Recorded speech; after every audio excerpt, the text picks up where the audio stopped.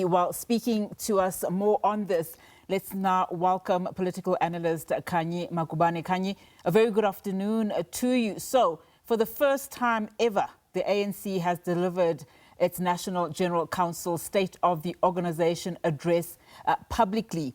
From your perspective, Khanyi, does this signal a shift towards transparency? But can that really be the case in terms of transparency without clear accountability, consequence management, as we also heard yesterday?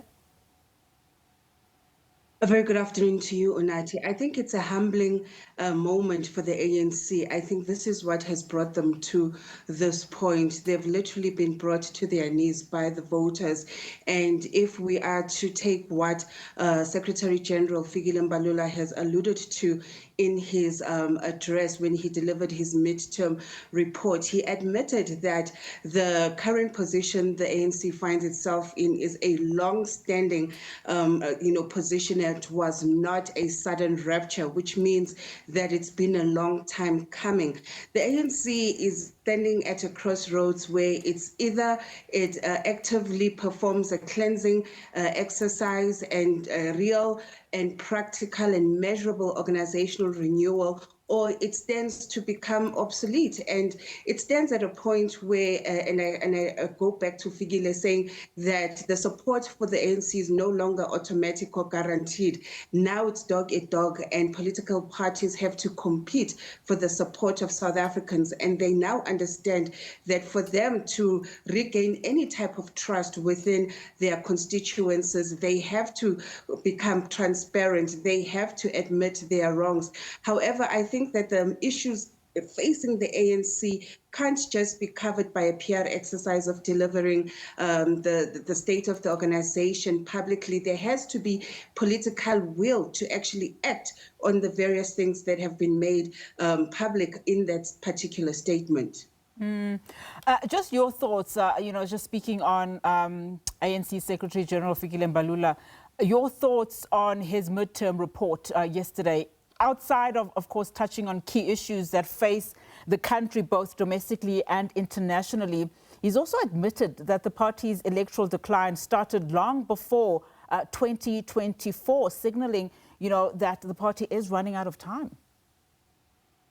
Absolutely. He actually alluded to the fact that we can go back as 2016 if we are to look at where the real decline of the party's support started. And that, of course, would coincide with the time where coalition governments came into being, especially in a local government.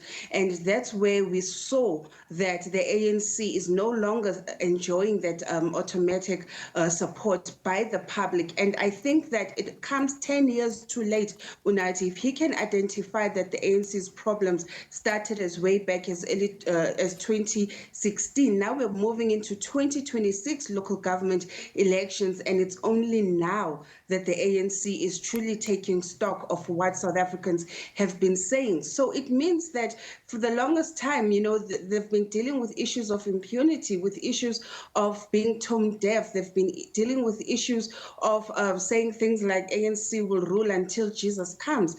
So then it means the rapture has arrived, because now the ANC is speaking a totally different language. Now they understand that this, power that they want is not going to be automatically handed to them. They want a victory. They want to get out of coalition politics. Ramaphosa said it in the January statement that he does not want to see the ANC in coalition government, whether at national, provincial, and local. And for that to happen, it means they will have to go back to the above 50% support. That is going to be extremely difficult under the current political landscape. Let's talk then, Khanyi, about just the ANC's analysis of its state of its branches and its patchy membership stability. Its survey, which also informs the NGC's analysis, says that the bulk of the party's branches are mostly rural. If you look at Limpopo, Mpumalanga, and the Northern Cape, and then followed by some township branches, suburban branches trailing far behind. Your take? At a branch level, now, for people to understand the organogram of the ANC, it's important to state that the basic level of the ANC is the branch. And from the branch, we move on to the zone, and from the zone to the region, from the region to province, from province to national. So whenever the ANC is canvassing, and leading up to its conferences, they go through, a number of elective, processes within a branch level. And part of that struggle you talk about is that branches are even struggling to curate. And for them to curate, it has taken a lot from, the current leadership. And that should show you that the amount of apathy that we are dealing with is at a branch level where former members just even, have no interest in going to branch meetings. So that organizational renewal that the ANC refers to really has to have both a localized and a national structure. So you're looking at the macro and the micro strategy in terms of how do we get people in their local constituencies to get up, get dressed, go to an ANC meeting, and become very active and contribute. That's what the ANC at its most basic form is struggling with, even as we deal with national issues of GNU and geopolitics and factions and all the other issues that we can point to. But if the constituents themselves no longer believe in their party, that is really where the ANC renewal needs to start. And that's the strategy I would have loved to hear. Yeah, very quickly, Khanyi, as we wrap up our conversation, I mean, one of the resolutions that the party did adopt at its 55th elective conference was the reconfiguration of the alliance. Where do we place the SACP in this partnership, given, of course, their own political ambitions with the upcoming local government elections, but also just the level of support or lack thereof that it got yesterday?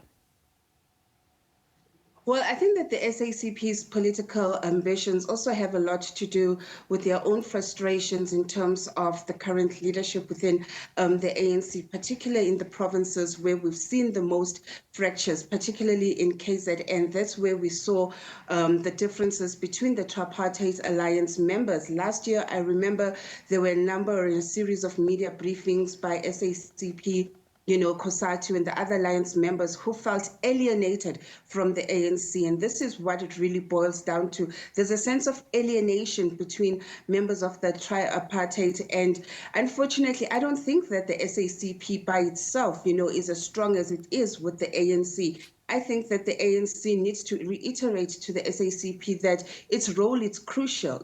As a communist party, they are pushing a communist agenda. And as an ideology, we must continue to ask, is there still synergy between a communist agenda and the agenda of the ANC, which is pro-poor policies? And so I think that there could still be a chance that this relationship could be repaired. However, let them go to the elections. And I think that perhaps after the performance of the local government elections, they can have better conversations. Fantastic. Khanyi, thank you so much for your time. Really do appreciate it. Political analyst Khanyi Magubane there for us.